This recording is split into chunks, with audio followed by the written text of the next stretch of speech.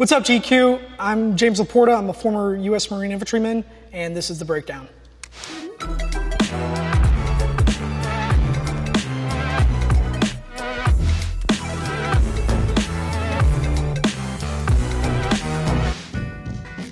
First up, Jarhead. I don't even know how many Jarheads that they're up to now, but it has nothing to do with the original Jarhead. There is one Jarhead. All the others are bull, for a lack of a better term. So this is one of the more accurate movies. You are no longer black, or brown, or yellow, or red. You are now green. Before I've even started, I'm seeing things that are standing out to me. His haircut is correct. When guys enter boot camp, the first thing you're doing is you're getting your head shaved. The uniform is good. It is accurate in terms of the time period, so early 90s. What is absolutely ugly is the back. Barracks are, especially recruit barracks, are not that white. It looks like they're in a mental ward. The blankets are usually green. They're like these wool green blankets that look like they're straight out of like the Cold War. So that is what stands out to me. I mean, what is accurate is, yeah, the bunks are made, and that is exactly how you would hang your towels. Usually, some guys, they wouldn't even get under their bed, because when you're getting woken up at like 3:30, 4 in the morning by drill instructors, you don't have a lot of time. You have to, everything is sort of on a countdown. And so they don't even get under the covers. They just sort of sleep on top of their bed. You know, so it's already made, and they just have to sort of straighten it up. You are now green. You are light green or dark green. Do you understand? Sir, yes, sir! Go back. Okay, so that is all accurate. That's called standing on line. You have to do that a lot. I used to hide behind a stanchion. If you're lucky, your rack is near one. And so when the drill instructor is sort of looking down the line like that, you can sort of like lean back and hide. In this, you don't have those stanchions, but that is accurate in terms of guys on both sides sort of staring at each other, not moving, and you're just sort of hoping a drill instructor doesn't see you glancing down the line. Do you have a girlfriend, Swafford? Sir, yes, sir! Guess again, mother. Jody's banging her right now. Get on your face and give me 25 for every time she gets. Pause it. In terms of the yelling, that's accurate. It sort of depends on the person. So because there's been so many sort of incidents that have happened, there's a lot of oversight in terms of the behavior of drill instructors. Like, drill instructors are not supposed to be cussing. So a lot of drill instructors, you'll hear them get around it like God dong or something like that. But usually a drill instructor would look around to make sure like no higher ups are there, and they would, they'll still cuss. Guess again, mother. Jody's banging her right now. Get on your face and give me 25 for every time she gets this month. Down on your face. Oh, go back. Jody is a real thing. Jody in the Marine Corps is almost like an urban myth. Jody is the person to where if you're deployed or you're at boot camp or you're out in the field training, Jody is the guy who's back home taking your wife out on a date or having sexual intercourse with your girlfriend. That is a pile of dog. Sir, the recruit's never been good at drawing, sir! Why the are you my scribe then? Isn't my scribe supposed to know how to draw? In terms of him being a scribe, that's a real thing. There's also artist recruits, and so they draw all the art. The drawings are always something to deal with either war or death. That's what they tend to draw for the drill instructors because they look cool. Can't think while I'm giving you a few love taps? How the are you going to fire your rifle when grenades are going off in your face? What the are you even doing here? Sir, I got lost on the way to college, sir! Yeah, that's happened. Again, not commonplace amongst both bases and not commonplace amongst drill instructors. They actually have a card in terms of how long they can make a recruit do push-ups, make a recruit do sit-ups. There's a lot of regulation, but I mean, even in perfect worlds where there are systems in place to not allow things to happen, things happen. Like a drill instructor slamming someone's head into a board.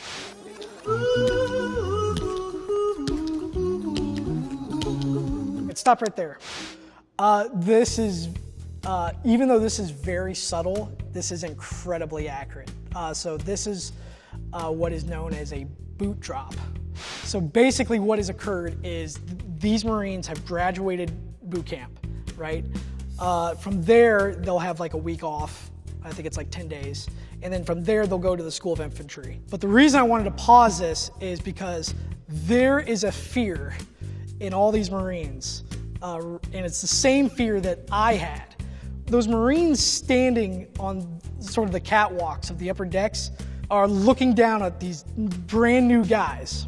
You can imagine some of them are already veterans themselves from war.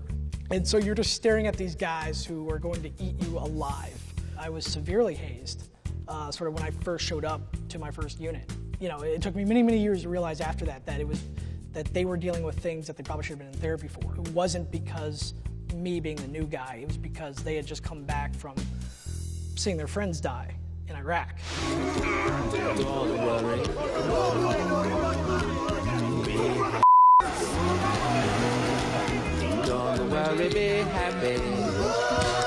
That is accurate. It's one of those things that is not commonplace across the entire Marine Corps, but has it happened? Absolutely. So they'll take literally an iron and they'll bend it to spell out USMC, and they will brand people. Now, again, this is not a commonplace thing. I did not see it in my time, and I served from 2006 to 2014, but I've seen pictures of it. That is accurate for the early 90s and even into the 80s. I mean, I wasn't branded, but something similar in terms of sort of the gang mentality. We were training out in the field. I'm still a new Marine. Someone had found out that I had a huge fear of snakes. I had 6 senior guys hold me down, and they found these snakes out in the woods. And I mean, I was fighting tooth and nail. It was at least one that he put on my chest, and I was freaking out. You know, and then someone said, "Hey guys, knock it off. We got to go we have a briefing to go to," you know, in the field before we were supposed to run our range. So again, I didn't get branded, but that is sort of mentality of like the senior guys ganging up on a new guy. That's accurate. Next up, stripes. Left, right, left, right, left, right. You stand in place. Left, right, left, right, left, right, left, right, left, forward. All right, let's rewind that. So in marching, you're supposed to start on your left foot. Everything has some sort of meaning behind it. You're judged down to the inch, you know, in terms of badges and ribbons have to be at a certain inch. The guy in front of you is supposed to be 40 inches from your chest. Everything has a structure to it. But it takes a while for some people to get the hang of marching. Drill instructors have a couple of tricks. Because at boot camp, it's not just the recruits that are getting judged. The higher command authority is actually judging the drill instructors themselves. So drill is a huge part of that. So far, everything is accurate. There is a comedic element.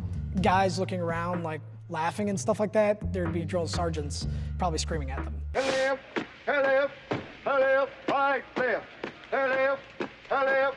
Yeah, she was just walking down the street singing do. Pause it. While a funny scene, no guy is gonna just start singing. The drill sergeant is in charge of that, and if some random recruit just started singing in the middle of his formation, he wouldn't be singing for long.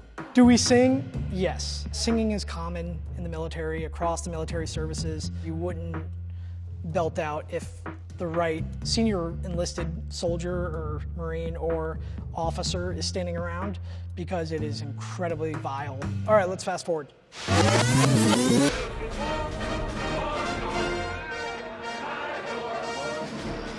Pause. All right, this is very much like a director, so let's make it look like a really active military base where, you know, there's formations going every which way. It happens, but it's like, it comes off as fake to me. All these tanks driving by and all these formations and, you know, all at the same time. Because you got to think about it. Bases themselves are also small cities. There are tons of civilians that work on base. Yeah, overall, they got the basic idea right, but they are taking what we would call artistic liberties. Next up, Hacksaw Ridge. It's a true story. Desmond Doss, yep, Medal of Honor recipient, World War II. And so he served as a combat medic, but at that time, combat medics didn't carry weapons. They just tended the wounded. They wanted to put him on the front lines and be in the infantry. And he was a conscientious objector and went to a court-martial, but he won. Constitutionally, the Army was were violating his rights, but he went on to earn the Medal of Honor. Yeah, so real story. And a crazy story. Come on, ladies, pick it up, move it, I want to see some fire here. A little hustle. Show me something! Run like you mean it! Down, down, down! Faster, faster, faster! Let's go! It's fast time, boys! It's fast time! Those obstacles, I've seen them. It really depends on the base, but those are common. Even, you know, the sort of where they have to climb up and go down. These are specifically called circuit courses, or this could even pass for the O course, which is an obstacle course. Do you guys usually race on obstacle courses? So yeah, especially if it's like a timed event. You know, you have this long to get through the obstacle course. So he's got a clipboard right there. It's a timed event. So yeah, people are racing to try to get the best time. Heartbreak Ridge, yeah.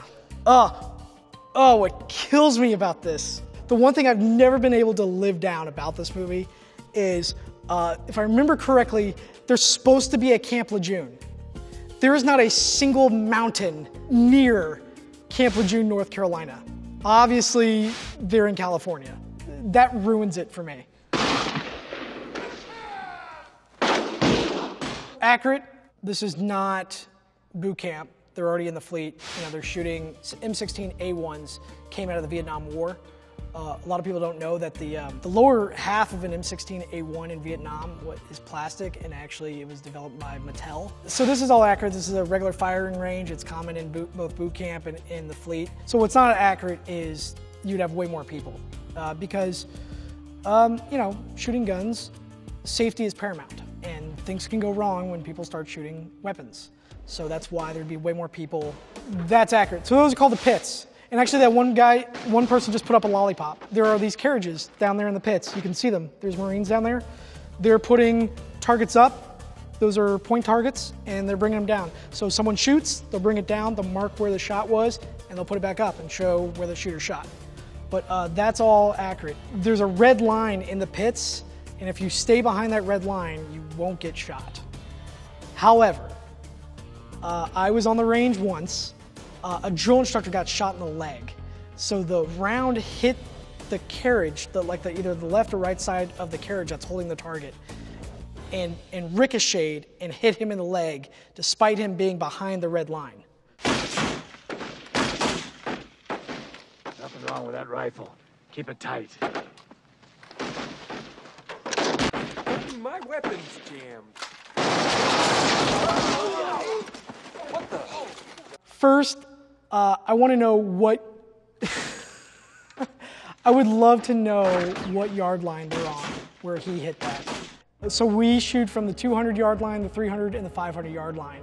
It's because I'm questioning that accuracy. Putting that aside, people flagging the line happens all the time, and it is scary. They lack muzzle awareness. They lack just common sense thinking of like, I need to keep my weapon pointed down range. I mean, they would be immediately kicked off the range because that is incredibly egregious and incredibly dangerous. But yeah, that happens a lot. Profile's never gonna make it back to the barracks. Powers is cold-blooded, man. What is inaccurate right there is, for as rough as and disciplined as Clint Eastwood's character is, and he's trying to instill discipline into this recon platoon, he would not have them walking around without their chin straps undone. Wayne, if you ever watch John Wayne movies, he always had his chin strap undone. Middle of combat, and somehow his helmet never falls off. All right, next up, Full Metal Jacket. Ollie Emery was, there's a great story about how he sort of worked his way into getting this role. He was the military advisor for Stanley Kubrick on this movie. He was not meant to be in the movie, but the actor that they had hired to be the drill instructor, it just wasn't that. And Ollie Emery was in the Marine Corps, was a staff sergeant, and was a drill instructor in real life. And he just had that sort of rhythm. Drill instructors have a certain rhythm to how they speak, how they yell. Drill instructors are putting on a character. Nobody's walking around angry all the time like that. Private Pile, if there is one thing in this world that I hate, it is an unlocked footlocker. You know that, don't you? Sir, yes, sir. If it wasn't kids like you, there wouldn't be any thievery in this world, would there? Sir, no, sir. Get down! Well, now, let's just see if there's anything missing.